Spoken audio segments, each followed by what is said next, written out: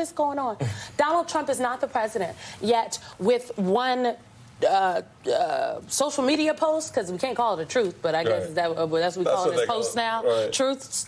With one post on his social site, with one phone call, he can append what the caucus is doing. I did Meet the Press Now yesterday, and I was sitting next to Mark Short, who, before he worked for Pence as the chief of staff, he was the Leg Affairs director at the White House under Trump. And I was like, oh, I forgot about that, Mark. And he said that he would wake up some mornings and Donald Trump would have tweeted while he was president, and he's got members calling him saying, well, why? I thought he supported the bill. Why is he tweeting this? So it's like Groundhog's Day. But Donald Trump, the caucus is allowing Donald Trump to run them, and they're not getting anything out of it. They're not passing any legislation. Heck, he tanked the FISA stuff this week, and it wasn't even the right FISA. Like, can you walk us through the TikTok of that? Because when you come to this question of the fact that he's trying to make this election about Joe Biden's mental acuity, when in reality it is Donald Trump who continues to get confused about things. So 2018, we have a graphic. Yes, he brags. Just signed the 702 bill to reauthorize foreign intelligence collection. This is not the same FISA law that was so wrongly abused during the election.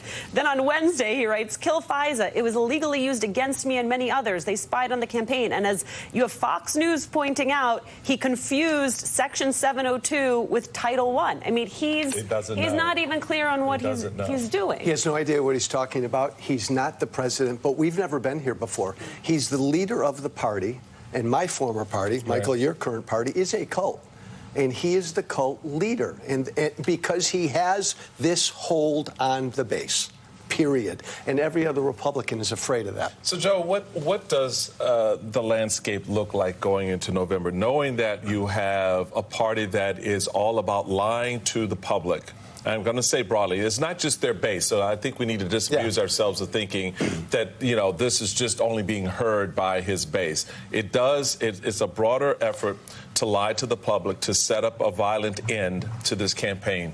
What should or could we be doing now to reinforce what's happening in states around the country with secretaries of states and boards of elections who are trying to shore up to avoid the very thing that Donald Trump and certain Republicans want to have happen? It happened. It will happen again. Something like January 6th will happen again.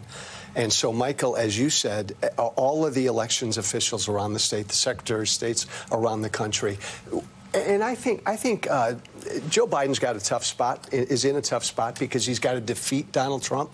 But the Democrats have to kind of lead on this and take this mantle. Again, it's all about saving democracy because it really is under threat. I think it's an opportunity for Democrats, Michael, to expand this coalition to save this democracy. And this is part of it. Trump is calling for violence. Think about that again. One of our nominees for president wants there to be violence if he loses. Do you think Joe Biden would want that if he lost? Hell no. And we've never had this. And that's the thing. You said it the last time you were with us. This is not normal. I went to bed that night. Right. So This is not normal. So we're going to come back and talk a little bit more with Joe Walsh about what's not normal. Next, the Republican plans to elevate third-party candidates in the hopes to take down President Biden. And next hour, don't miss our exclusive conversation with Michael Cohen. His